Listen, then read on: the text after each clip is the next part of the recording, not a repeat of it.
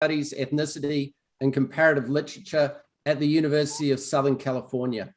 Viet won the Pulitzer Prize for his brilliant novel, The Sympathizer, in 2016. And this year, his new novel, The Committed, has just been published, and I highly recommend that for anyone locked down or anywhere in the world.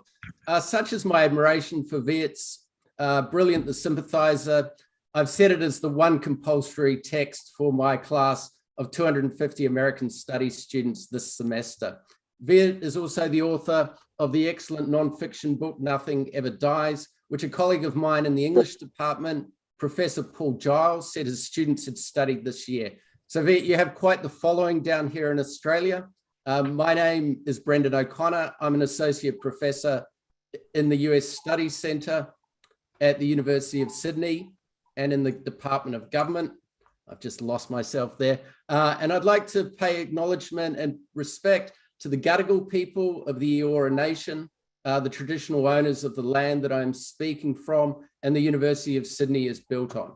I hope my acknowledgement is recognition of one of the ideas in Nothing Ever Dies of just memory that Viet has written so eloquently about. And in his novels, he often refers to the notion of what is to be done to right the wrongs of the colonial period or the ongoing colonial legacy. I can't think of anyone better to give the inaugural American Cultures lecture than Professor Nguyen. And it's a delight to have you here with us and virtually in Sydney from Los Angeles. So the floor is yours. Thanks so much for that introduction, Professor O'Connor.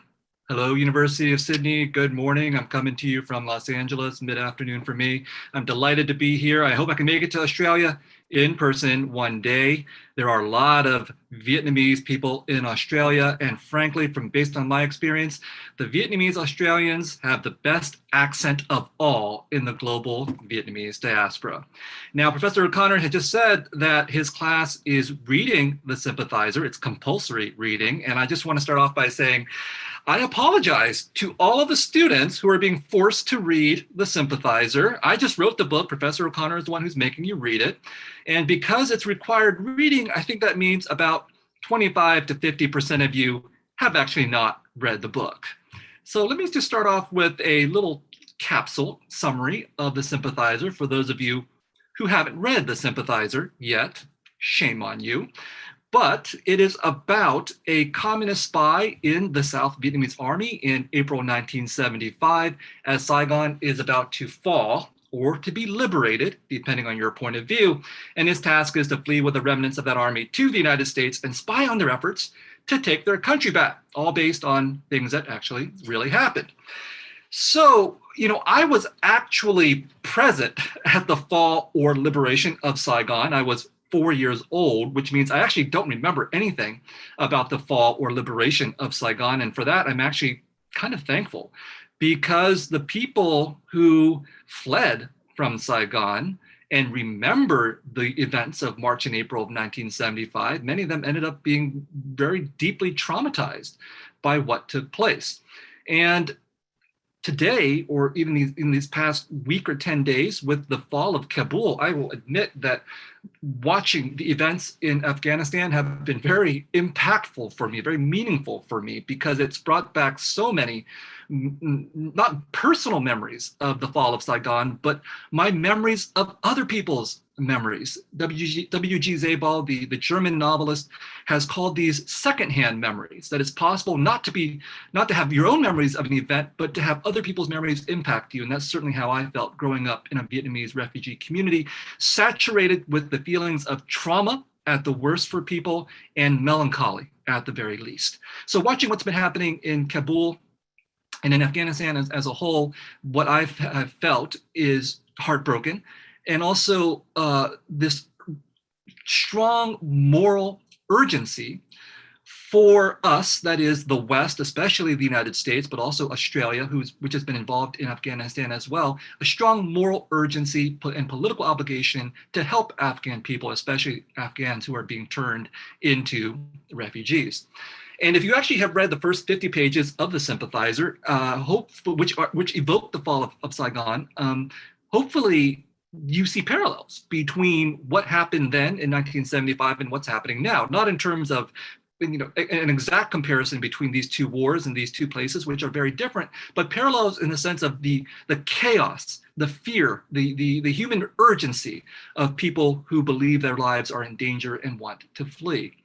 But the other reason why I think, or I hope, that the Sympathizer has resonance for what's happening today is that in my mind, the Sympathizer is not just a Vietnam War novel. That's certainly how it's been marketed in the United States, and I think that's how it's been understood in the rest of the world. But in my mind, when I was writing it, the Vietnam War was one event that the novel was dealing with, but it was one event in a much longer history that concerned me, and that was the history of American colonialism, American imperialism, in which the United States has been at war for most of its history, either the hot, spectacular wars like what we saw in Vietnam, or the many smaller occupations, interventions, incursions, manipulations that the United States has been engaged with, not simply since its very founding, but from the very origins of European settler colonialism in the New World. So in my mind, the Vietnam War is simply one episode in this very long history of perpetual American warfare, which continues to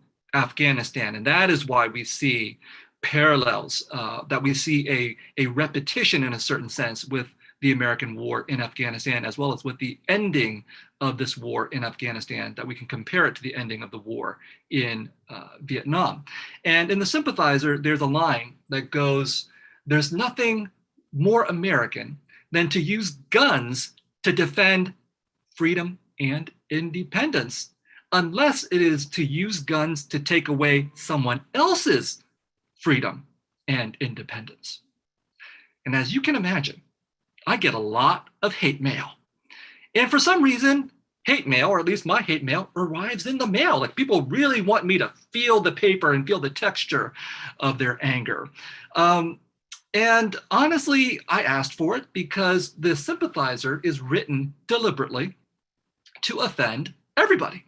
And by everybody, I mean the Americans and the South Vietnamese, the defeated Vietnamese, and the victorious Vietnamese as well. But I think I forgot to offend one group in writing the Sympathizer, and that was the French. I mean, the French actually seemed to like the Sympathizer, gave it a couple of book awards, and me being the kind of person that I am when I wrote the sequel, The Committed, I thought, who else can I offend? The answer obviously was the French. So the translation of The Committed in French will come out now, or it's coming out now. I will visit France in November, and we'll see what kind of hate mail I get then. The reason why I seek to offend, and the reason why I get hate mail, is that one function of literature that's very important to me is the function of being offensive, not just for sheer pleasure's sake, which I do in the Sympathizer. If you've read around page 80, you know there's something quite offensive that happens with a squid at that moment. But I also seek to offend by telling what I think of as the truth. And in the case of Vietnam and Afghanistan, telling the truth means that I think the writer's obligation is to point out how every ideology in every institution of power and every revolution, no matter how ideal, at some point falls victim to human absurdity and human hypocrisy. It's just a fact of human nature that we're capable of creating noble things, and then we also fuck those things up because of who we are.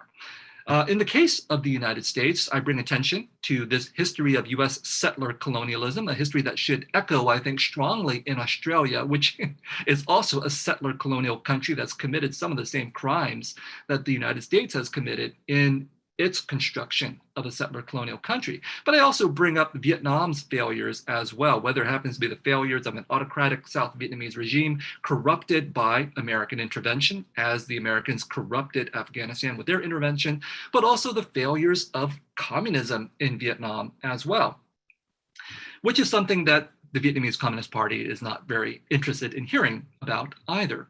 I also bring up the failures of colonialism, not just in the United States, but in Vietnam as well. Now, if you know anything about Vietnamese people, or at least Vietnamese nationalism, you know that the Vietnamese are very quick to bring up that they have been colonized for 1,000 years by the Chinese. And then they were colonized, or we were colonized, by the French, and occupied by the Japanese, and occupied by the Americans. But you will find relatively few Vietnamese people talking about how Vietnam itself is a country built on warfare, imperialism, conquest, and colonization. That there's a reason why, for example, Cambodians don't like Vietnamese people, because a substantial part of Cambodia is now South Vietnam. In my personal family history, I've had occasion recently to reflect upon how colonialism has been really important to my family. My parents were born in North Vietnam, and then when the country was divided in 1954, my parents, being Vietnamese Catholics, deeply afraid of communism, fled to the south. And they were resettled in the Central Highlands in a town called Ban Ma Thuột, now Buôn Ma Thuột. And in finally talking to my father, my 88-year-old father, about this, I discovered that in fact, we were, or they were, aided by the South Vietnamese government and aided by American funding in terms of settling in the Central Highlands, and that the ethnic minorities, the Montagnards or the Highlanders of the Central Highlands, have very ambivalent to outright hostile feelings about the presence of Vietnamese people like us in their land. Arguably, what happened there is settler colonialism. Certainly that's from the perspective of the ethnic minorities in the Highlands. And then when we came to the United States as refugees, we ended up in a place called Fort Indiantown Gap in Pennsylvania. And for most of my life, I never thought twice about why this fort was called Indiantown Gap. But as you can imagine, it was called that because it was built to defend white settlers against the local native people, the Susquehannock. By 1763, the Susquehannock had been almost completely exterminated. And in the final act of murder, the last of the Susquehannock were wiped out by a white militia called the Paxton Boys, who came from a town called Paxton, 8 miles from Harrisburg, Pennsylvania, where my family was eventually resettled. So in every way that I turn, whether it's turning back to Vietnam or turning to the United States, I find myself caught up in these comparative histories of settler colonialism. And I call myself a refugee, which may seem kind of odd because I think very clearly I long ago made the transition from being a refugee to a bourgeoisie, from camps to clubs. But I call myself a refugee because my first memories are from that refugee camp in Fort Indiantown Gap, Pennsylvania, and more specifically of being separated from my parents. Because what happened was that if you were a Vietnamese refugee in the United States in 1975, the only way you could leave a refugee camp was to have an American sponsor. No sponsor was willing to take all 4 of my family. So one sponsor took my parents, one sponsor took my 10-year-old brother, one sponsor took 4-year-old me. And that's where my memories begin, howling and screaming as I'm taken away from my parents. Because at 4 years of age, I did not understand that this was temporary and that this was being done to help my parents get on their feet by not having to worry about their children. I only understood that as abandonment and loss. And so when my son turned 4 years old a few years ago, at the time when the former president instituted what became known as the Muslim ban, it became a moment for me to reflect on what had happened to me, which I had tried to forget. And more importantly, I think, to reflect on what happened to my parents, because me being as self-centered as I am, I never thought about what this meant for my parents. But now, in the situation of being a father, I could look at my 4-year-old son and think, I would never allow someone to take my children from me. And what must it feel like for my parents to have that done to them? So I know that being separated from my parents at 4 years of age left a scar on me.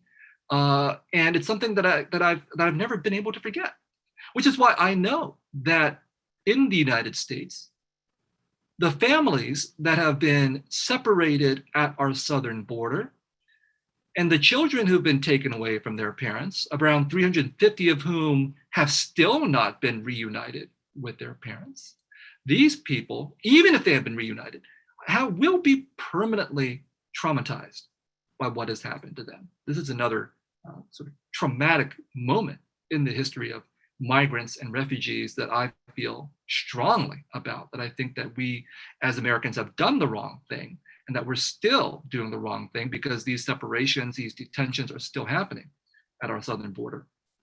In my case, I was actually kind of lucky because I was only separated from my family for months before I came home. My brother, who was 10 years older, didn't get to come home for 2 years.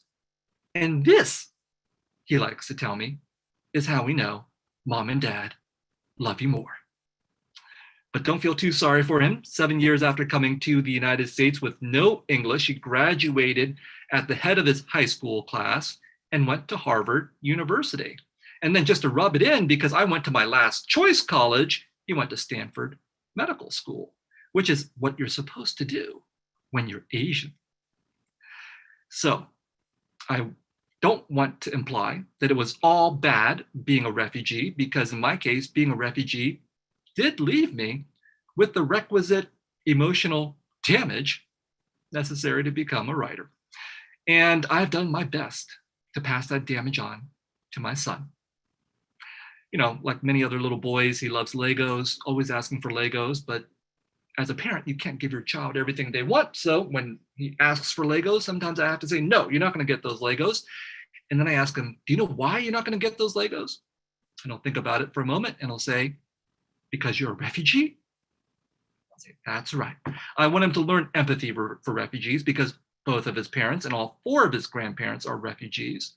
And refugees, of whom there are about 26 million in the world today, according to the United Nations, are a deeply stigmatized population. That's why I think I still call myself a refugee, because we who are refugees need to express our solidarity with the unwanted, and we need to claim who we are as refugees. We need people to see that this is a refugee. This is what a refugee can become.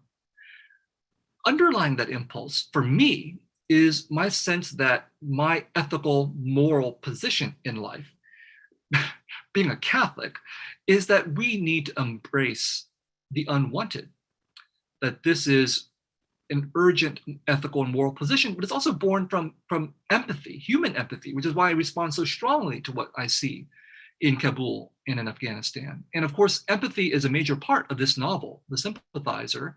I would have called the novel The Empathizer, but it's a terrible title, so I use The Sympathizer instead. But empathy is even deeper than sympathy. And if you manage to make it to the end of The Sympathizer, you see that in fact, empathy is something that our narrator feels very strongly, but at a very key moment, he does not actually do anything with his empathy when he is faced with a moral choice. And this is the problem with empathy, because it's really crucial on the one hand to, I think, our future as humanity, that we be capable of extending kinship from our own to others, that we be capable of taking the far and the feared and making them the near and the dear. I believe that if it's possible to hate those you've never met, then that you can also love those you've never met as well.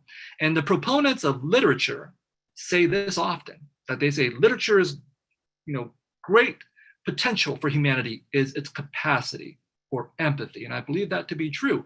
But I also think that the boosters of literature overstate the importance of literature, because it's totally possible to read a novel, for example, feel great empathy for the characters that you encounter, and do absolutely nothing, as you will see happening at the end of The Sympathizer. So what's important to stress here is that we need empathy, but we also need action as well, and that we need to be aware of things like literature that can both promote empathy but serve as the crutch for doing nothing. Because in feeling something, perhaps we feel that we've done everything we need to do.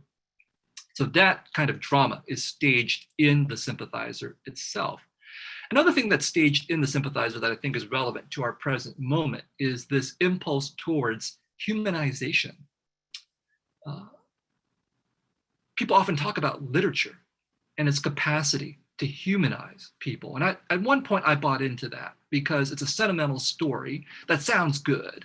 What's wrong with humanization? Aren't we all human? Isn't that what literature is supposed to do? And that's especially true for anybody such as a refugee or a so-called minority of any kind who feels that they have been dehumanized by actual events, but also by representations. And they feel that, it's crucial for something like literature to serve a purpose in humanizing. But I think the impulse for humanization is actually wrong. And in writing The Sympathizer, the decision that I made, that I hadn't made before with other things that I'd written, is that I no longer needed to prove our humanity, that is the humanity of Vietnamese people. Why? We're already human. What do we have to prove? If we have to prove that we're a human, if we have to make a claim on the humanizing ability of literature, we've already acknowledged our own inferiority. The people of the majority, however you choose to define the majority, take their humanity for granted. And if they do, why and what do we need to prove? Proving humanity only agrees with colonization. Europe colonized the world for 500 years, and Europeans justified their colonization by seeing themselves as human and everyone else as less than human. And the irony of all of this is that this European belief in their own humanity justified incredible amounts of inhuman behavior towards everybody else. So when Europeans say civilizing mission, and when Americans say manifest destiny, what the colonized hear is conquest, genocide, slavery, and war. And the Sympathizer deals with this contradiction in Vietnam, colonized by France, occupied by the United States. And when we talk about things like, or people like refugees from Vietnam or from Afghanistan, there's a real human impulse that I understand to humanize them, to make them out to be good refugees. And this is an impulse that the refugees themselves often feel, that they want to present themselves as being good people. But I think this is also a dangerous impulse. There are a lot of Vietnamese people today, Vietnamese American refugees, who are saying, we're the good refugees. These new people coming from south of the border, the brown people, or these other people coming from somewhere else, the Muslims, those are the bad refugees. And I grew up in a Vietnamese refugee community in the 1970s and 1980s in San Jose, California. And let me tell you something, there were a lot of bad Vietnamese refugees. We did a lot of bad things. I don't have time to get into all the bad things that we did, just take my word for it. We weren't the good refugees, we were the lucky refugees, because we fit into a particular moment in American political history where Congress and the president felt it was good politics, along with good morality, to accept refugees fleeing from a communist country. But the other danger of propagating this idea of the good refugee is to imply that our refugee policies, our policies about hospitality, our morality, should be based upon the quality of the people that we're taking in, that they have to be good to be admitted, however you choose to define good. And I, for one, do not believe in that. I believe, if we're speaking about the United States, I believe in an America that is equal for all, where refugees and immigrants have the right to be mediocre, just like every other American. Now, the other danger of the good refugee, the good stereotype, is that it always comes with its opposite. That's why it's a trick. For those who want to proclaim their own goodness, you don't realize that the other shoe will drop sometime soon. I'll give you an example from my own life, which is that my parents eventually moved from Harrisburg, Pennsylvania to San Jose, California, opened a Vietnamese grocery store, the second one in the city, which is what you're supposed to do to pursue the American dream. So it was kind of a shock for me one day when I was about 10 years old to walk down the street from my parents' store and see in another window a sign that said, "Another American driven out of business by the Vietnamese." I was 10, so I had no political consciousness to make sense out of this sign. I think I was too shocked to really do anything or say anything. I never mentioned this to my parents or to my brother. But I think I was thinking, does this person who wrote this sign and put this sign in the store window know that my parents work 12 to 14-hour days every day in this store? Does this person know that my parents were shot in their store on Christmas Eve? Does this person know anything about what my parents have been through to become the people that they are and to get to this country? And of course, the person who put up that sign knew nothing about my parents and cared to know nothing about my parents, because to this person, my parents were not human. They were just people driving this person out of business. And what I didn't understand at the time was that the stereotypes that we were fitting into as Asians was that on the one hand, we were the model minority. We were the ones you wanted to move next door versus Black people or brown people. We were the ones you wanted in your schools. But if there was too many of us, we became the yellow peril. And that's exactly what happened to my parents. And that sign, another American driven out of business by fill in the blank, is an entire story that has existed for centuries, and not just in the United States, but in every country where Asians have appeared. Which is why in the era of COVID, it was very convenient for someone whose name I will not mention to characterize COVID as the China virus and the Kung flu.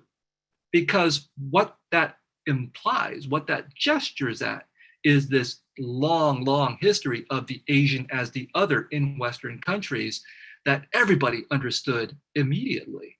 And I don't want to just lay blame at the foot of Americans, because anti-Asian violence, which spiked in the United States and is still high in the United States, spiked in every other country where Asians have appeared. France, Canada, Germany, Australia has its own spike of anti-Asian violence. Now, the sad thing about this was that sign, another American driven out of business by the Vietnamese, I internalized that sign. A few years later, I would go to high school, primarily a white high school, and with some of us who were of Asian descent. We knew we were different. We just didn't know how to put it into words. So every day at lunch, we would gather in a corner of the campus, and we would call ourselves the Asian invasion. That was the only language we had for ourselves, a racist language, a stereotype. And what we didn't understand, what we could not articulate, was the irony of it. We hadn't invaded the United States. Asians have never invaded the United States. It's the United States that has invaded Asia, invaded our countries, or occupied our countries, or invited themselves into our countries. Philippines, Korea, Laos, Cambodia, Vietnam. And if you extend beyond what is technically Asia to the Pacific Islands, Hawaii, Guam, Samoa. So the Pacific, East and Southeast Asia, then the Middle East with Afghanistan and with Iraq. This is the entire Orient that I'm talking about here. So I do locate myself not just in Vietnam and Southeast Asia or even East Asia, but in the history of war, and not just in the Vietnam War, but in the forever war of the United States. Another way of putting it is that I found myself in the 1970s and 1980s as a refugee from an American war who became a citizen of the United States and therefore became a citizen in a country waging a forever war. Very painful contradiction. It was realized for me most vividly by watching this movie, Apocalypse Now. If you read far enough into The Sympathizer, of course, there is the making of a Hollywood movie that looks suspiciously like Apocalypse Now, but if Francis Ford Coppola's lawyers were to ask, is not Apocalypse Now. So I saw this movie in the 1980s on a VCR, which, the students have no idea what I'm talking about.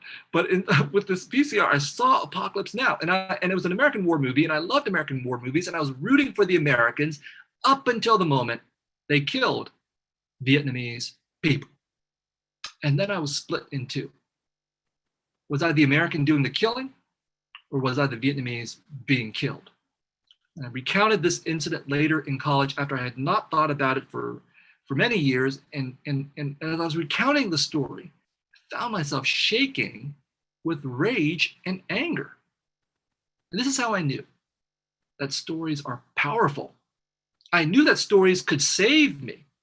Because in fact, as a refugee child in the 1970s and 1980s, with my parents working all the time, my only solace was in the public library and books. Stories saved me. But this was my first encounter with the fact that stories could destroy me as well. There's a visceral power to stories.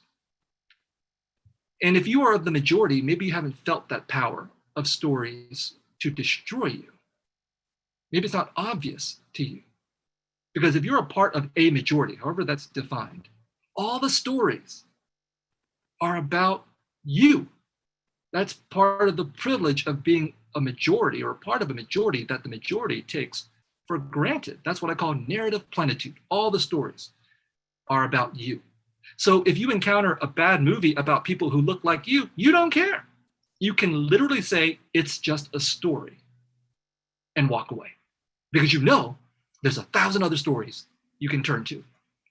That is not true for those of us who come from a minority, however you choose to define that. We live in narrative scarcity.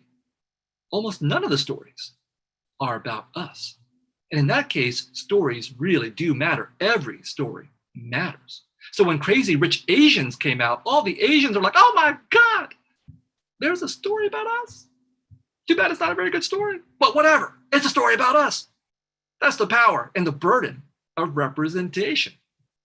It's a dangerous power. It's a dangerous burden, because writers, for example, artists of the majority, don't have to worry about that. They know no one's going to make them into the representative of white people. But if you are a so-called minority writer or artist, you will, no matter what you want, be turned into a representative of your people.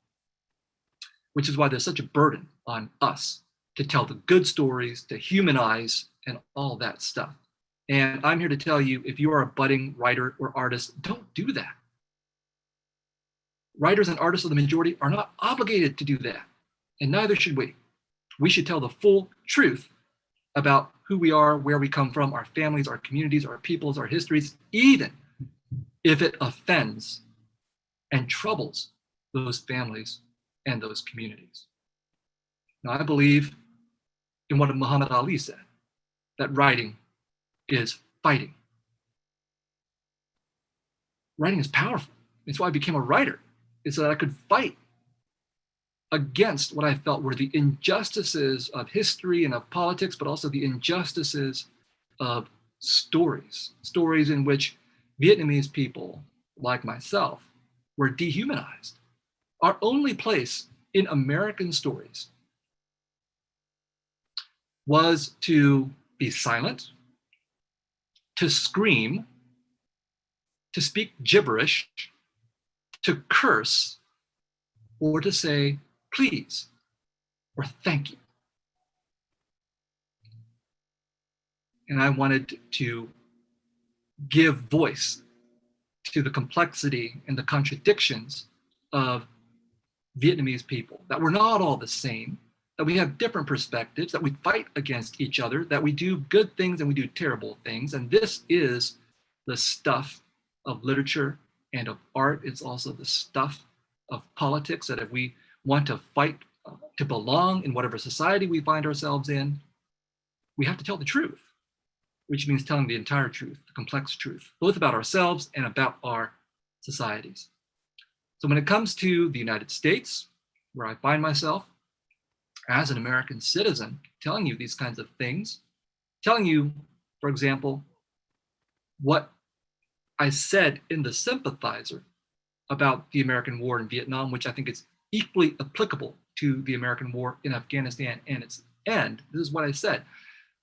I was also one of those unfortunate cases who could not help but wonder whether my need for American charity was due to my having first been the recipient of American aid. So I feel that while we need to help Afghan refugees, we, the United States, the West, should recognize we created Afghan refugees. And when I say stuff like this in the United States, I will get that hate mail. And the common refrain is, love it or leave it. As if those are the only two choices. And of course, what I believe literature does is to refuse those two choices and to look at the complexities that lie in between love it or leave it. For me, loving one's country, as James Baldwin said, means having the right to endlessly criticize it, to tell the truth about it. And for me, the truth about the United States is that it is a complicated country, just like every other country. There is nothing unique about the United States in this regard, despite what Americans like to believe about themselves. The United States, my vision, is a complicated and complex, contradictory country that wavers between brutality and beauty, horror and hope. And it's our task as Americans, as writers and artists, as students of the United States, not to turn away from the brutality and the horror, even as we strive to realize the beauty and the hope.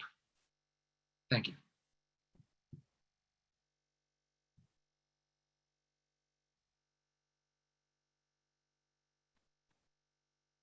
Don't leave me hanging, Brendon. Sorry, I typically had some problems with the unmuting element. I love your, love the complexity of your characters. Love your honesty as well. I mean, your novels are a joy to read. I remember lines like, a poppet so sweet my teeth hurt just on hearing it. And your character, the crapulent major, has been haunting me, or at least his name. You combine this combination of this necessary brutality in your novels with humor. And I want you to talk about how these alcohol-soaked characters with their sort of brilliant humor that you bring forward can be combined with the brutality of war and the legacy of war. This is something I think you do brilliantly, but it's something I'd love to hear you talk about. Well, I think that, thanks for all the kind things. I think that there's something innate in me that has led me in this direction, which is really weird because before I wrote The Sympathizer, if you ask my friends, nobody would ever have said, Viet's a funny guy. I just was a very serious person. But I think somewhere inside of me, there was this person who was very polemical, who's very satirical, just waiting to come out. But of course, if you're in the academy as a professor, it's pretty hard to be satirical and polemical. You're not going to last very long. So I suppressed all of that for quite a long time to become this academic and this scholar. But in order to become a writer, I think I really had to unleash what it was that was inside, buried inside. And that's what I was gesturing at, that I also buried those refugee experiences that I had that I found so troubling and so emotionally difficult. And becoming an academic was a way of containing all that. So to become a writer, and especially this novel, The Sympathizer, I looked at specific examples of other writers before me who had dealt with similar situations. Writers like, for example, Louis Ferdinand Céline in Journey to the End of the Night, or Joseph Heller in Catch-22, who saw that war was something that was obviously tragic and terrible, but within war, there was also the absurd and hypocritical, because that's what human beings do. Again, it's not unique to France or to the United States or to Vietnam that the absurdity and the hypocrisy happens, the corruption of ideals. It happens everywhere human beings organize themselves together, and particularly possibly around war, because there are all these high-minded ideals about war, but at the base, what you're doing is you're killing people, or you're taking away people's territory. You're conquering in the name of nationalism and self-interest and greed. And underneath that, there's even more that, as I discovered by writing The Sympathizer, that it's not just conquest of land and male-to-male fighting that happens in war. It's also sex and sexual violence and prostitution and rape. All these things that no general, no president will ever discuss in their accountings of war. But if you read the accounts of soldiers who have actually gone to war and read what they've been through and what they have done, you will often find narratives that are deeply saturated in eroticism, masculinity, heteronormativity, prostitution, and rape. So all of that had to come out in The Sympathizer as tragedy, but also as farce. If you think about the gap between what we say what we do as human beings and what we actually do, it's also hilarious that we deceive ourselves, not only so much, but so often, that we do it over and over again from generation to generation, which is why every generation finds its own satirist who can reveal the particular ways by which these ideals have collapsed for their society. Oh, that's great. I mean, I think you're a very funny guy. So your friends you have this great line in The Sympathizer that this was the first war where the losers would write the history instead of the victors, courtesy of the most efficient propaganda machine ever, of course, namely Hollywood. Your books point to the injustice of this by skewering a film like, as you say, Apocalypse Now, with its lack of Vietnamese voices. Do you see your role as pointing out the self-importance and in some ways the sort of neo-colonialism of liberal Hollywood? And how will the television version of your book help us move beyond this kind of patronizing, American-centered tradition? First of all, if the TV series is a big hit, I take all the credit for it. And if it's a disaster, I'm not involved, okay? I'm the writer. I'm just there to give my opinion. In fact, as soon as I'm done with this, I'm gonna get on a phone call with the whole team that's involved with the production of this TV series. So, with the TV series, it was initially optioned by a Canadian, which I felt was the right move, because I've talked with enough Hollywood people, I've known enough stories about Hollywood people to realize that Americans would totally screw me on this story, because Americans have such ideological hangups about the Vietnam War and about American exceptionalism that they have a really hard time not making Vietnam War films that are centered on Americans and American preoccupation. So something like The Sympathizer comes along and it's really kind of disruptive to American expectations, which is why it was rejected by 13 out of 14 publishers. And the 14th person who actually bought the book was not an American, but is actually British and also of Malaysian mixed race descent. So, I hope that the fact that we have Canadian producer and that the director is Park Chan-wook, Korean director with a very sharp political and aesthetic sensibility and a deep satirical bent means that we might have a shot at doing exactly what the novel itself sets out to do, which is both be absurd, excessive, over the top, and also really, really poignant at the same time about the tragedies and the failures of all the sides, the Vietnamese of all the sides and the Americans as well. Now, as for about the Hollywood and propaganda and all that, I'm not joking when I say that Hollywood is the unofficial ministry of propaganda for the United States. We don't need an official ministry as in a totalitarian society, because the power of American ideology is so strong that people go along with it consensually. So Hollywood might be full of liberals, which is the stereotype, but it's you have to understand that the United States as a military-industrial complex is bipartisan. Democrats and Republicans participate in the military-industrial complex. Democrats and Republicans believe in American exceptionalism, that we are the greatest country on earth and that everybody must want to be a part of the American dream. And Hollywood perpetuates that ideology. So the contradiction here is that Hollywood can make seemingly anti-war movies like Apocalypse Now that show the terrible things that Americans do, but are actually pro-American because in the end, it's still all about Americans. That's part of the power of the American global pop culture industry, and it's not to be shrugged off because I think it's enormously seductive. For example, I went to Italy, was interviewed by a communist who was deeply opposed to American imperialism and the war in Vietnam, and then she said, "I love Apocalypse Now," and she didn't see the contradiction between these two kinds of things, that that American imperialism is not only about the warfare and the occupation, although those are the most crucial things, but it's also about the propagation of an American worldview all over the world. And so in my own little way with The Sympathizer, I'm trying to show how that ideological process operates.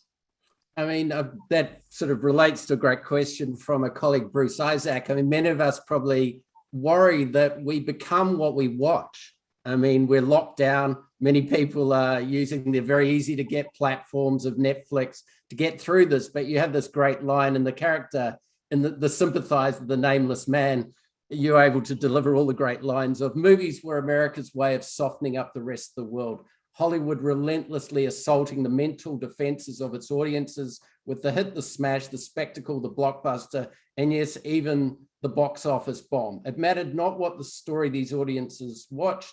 The point was that it was an American story they watched and loved up until the day that they themselves were bombed by the planes they had seen in American movies. Man, not surprisingly, understood Hollywood's function as the launcher of the intercontinental ballistic missile of Americanization. So my first question is really, when will America start paying the rest of the world for the unrequited love of watching all of these films and Netflix shows?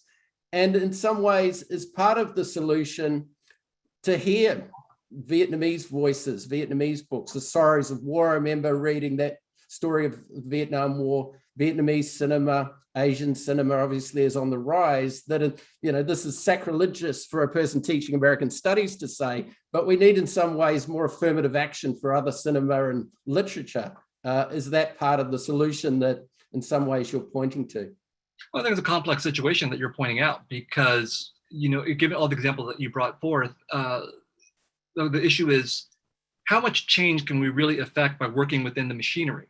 And that's a troubling question for me, obviously. You know, for example, I set out to offend everybody with a sympathizer, and then, you know, they give me the Pulitzer Prize. Very confusing that is the case, but sort of that's a condensed illustration of the power of American ideology, that it absorbs critiques of it eventually. And then that serves as further proof of the power of American ideology, that we can let people criticize us.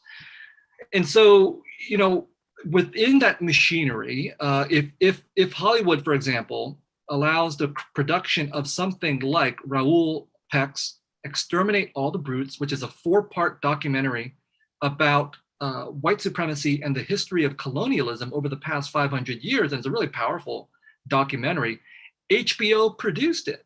So on the one hand, you know, HBO is producing The Sympathizer. So on the one hand, you have this opening where you can tell stories like The Sympathizer and Exterminate All the Brutes about imperialism, colonialism, white supremacy, but it's one story within a much larger constellation of corporate power, most of which is geared to propagate entertainment, right? And to do exactly what we just talked about in terms of American ideology. So I'm actually rather pessimistic about it.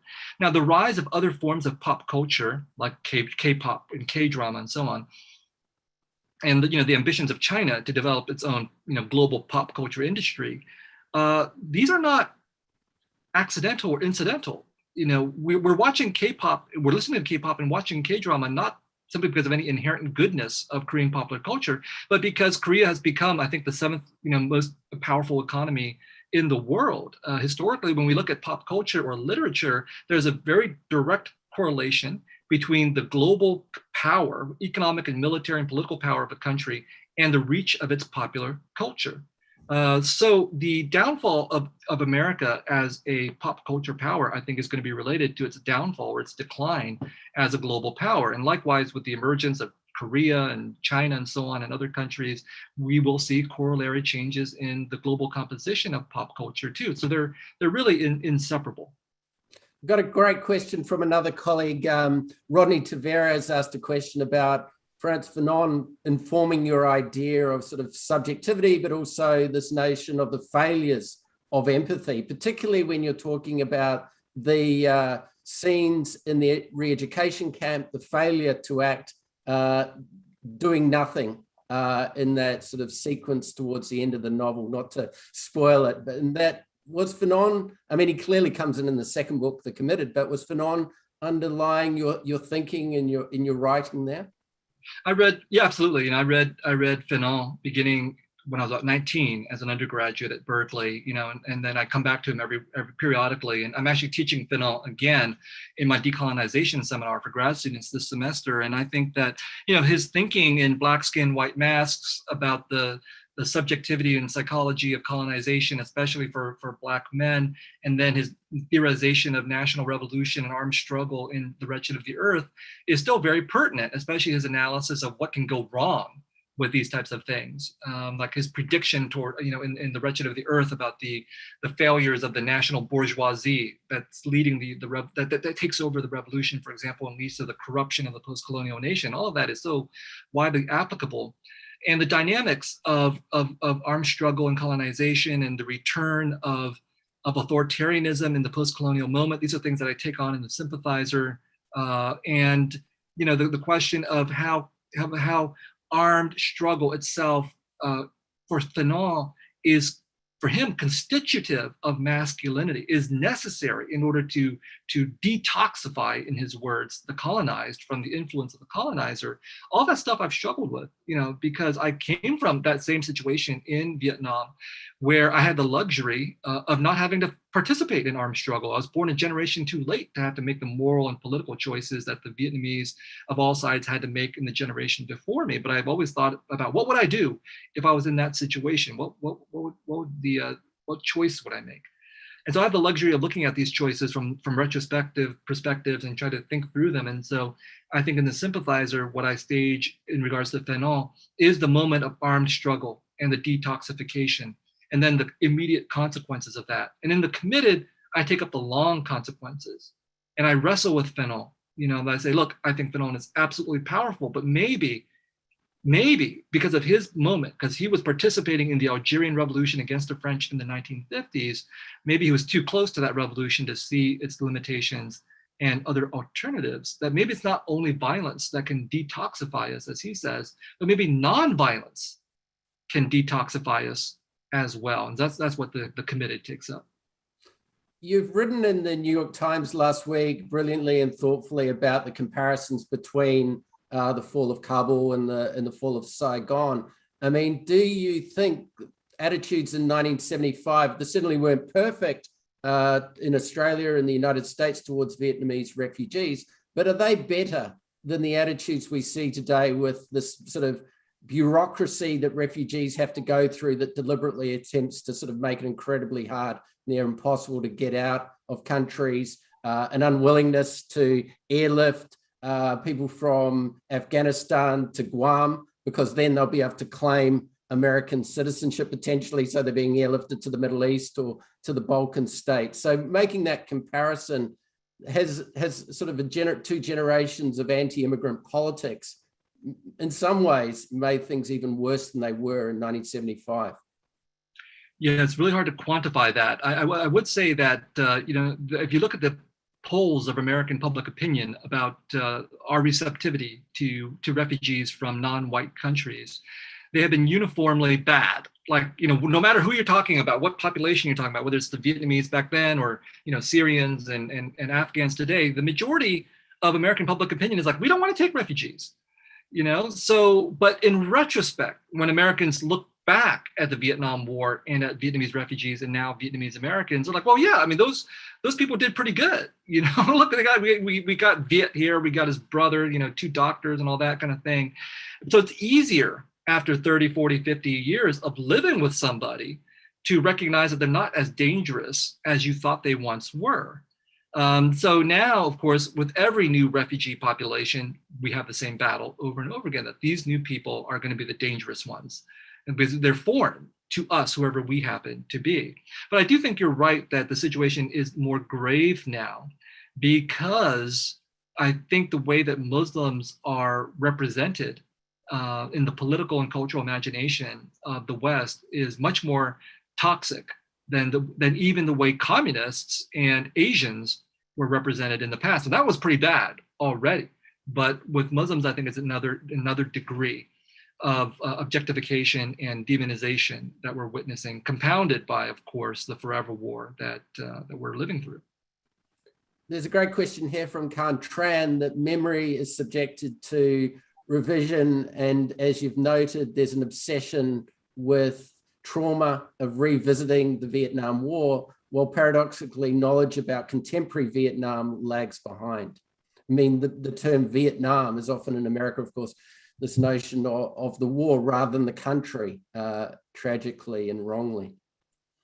No, absolutely right. That is the paradox and the contradiction that I think Vietnam and every other country that's gone through a horrific war and aftermath struggle with, which is how much do we remember and how much do we forget? Now, I think that you cannot say we have to remember everything, we have to remember all the time, because that's not how we function as human beings. In fact, there's always this balance, this tension between remembering and forgetting. And in fact, you do have to forget in order to remember and to move forward. Now, the only issue there is, how do you do that? What is the proper ratio? What is the ethical way of remembering and forgetting? And I think in both the cases of Vietnam and the United States, which we talk about these two countries, I don't think either country has achieved that ethical way of grappling with the past and moving on. Now, both countries are in fact moving on. They have trade relations with each other. They have military relations, all kinds of political strategizing, economic strategizing going on. And of course, many of the people in Vietnam were born after the war. They don't want to have anything to do with that past for a number of different reasons, and they want to move forward. And they want to make money like everybody else and take care of themselves and their families. And you can't blame them for doing that.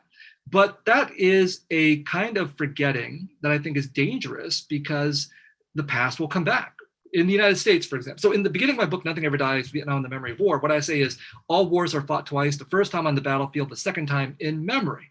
And in the case of the Vietnam War, for both Vietnam and the United States, I think that's true. We're still fighting these wars in memory. Now, if we look at the United States, we fought our Civil War 160 years ago, 150 years ago, and we're still fighting it today, literally, over the symbols, the histories, the meanings of the Civil War. It has a huge impact on the contemporary politics and economics and culture of the United States. And the reason why we're doing it is because, in fact, we've never actually properly forgotten it.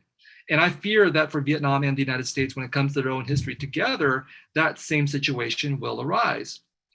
For the United States, the fact that the United States has not, I think, really grappled with what the Vietnam War meant is why we're still, or why we were in Afghanistan for 20 years. If we had seriously understood what the war meant, we would never have gotten involved in Afghanistan, right?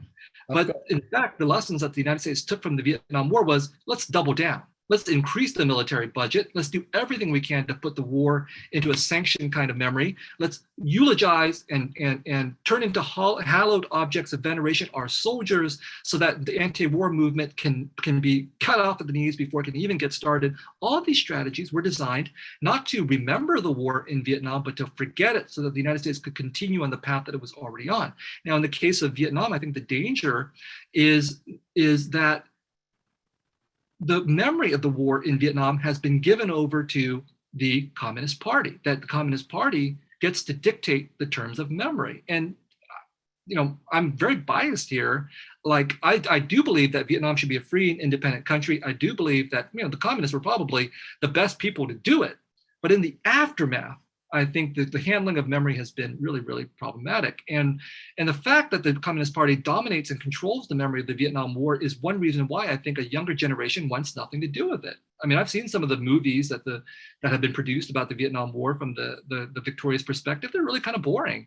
So if that's history for you, you want to turn away and move on to something more exciting. But in so doing, then a very kind of static version of that war's history has been accepted as the past. There's so much more that can be done in Vietnam to allow for more ethical memory. To talk about what does reconciliation involve? What should both sides do in terms of acknowledging the wrongs that they did? I think, you know, both sides did wrong, right? But neither side wants to admit it. How do you get to the point where both sides are able to confess, to acknowledge the failures of their own projects? How do you accommodate for the remembrances of your enemies on both sides? Neither the defeated Vietnamese nor the victorious Vietnamese have gotten to this point. So capitalism will continue in Vietnam. That's going to happen, but this troubling memory is going to stay there, and no effort to say, well, we just are not going to think about it is going to prevent that troubling memory from continuing to exist. I'm going to have to thank you here for an incredibly wide-ranging and very generous talk. There's, for those who read the books, and all of them I commend to you, phrases like America is not a welfare state, but a dream state, eternal innocence. And as I was thinking of Kabul over the last week, the notion that it would take 6 months for the Taliban to take over rather than a couple of weeks. There's a line in The Committed which says Americans are manically optimistic, and that has been ringing in my ears. A brilliant talk. We've got another event next week at the US Studies Center, a commemoration of the ANZUS Alliance, where Julia Gillard and John Howard are speaking. So I'd like you all to register for that, but I'd like you to thank Viet Thanh Nguyen for a brilliant talk. Just wonderful to have him with us, and a treat for our students and audience. So thank you very much. Thanks, Brendon. Thanks, everybody. Goodbye, Sydney.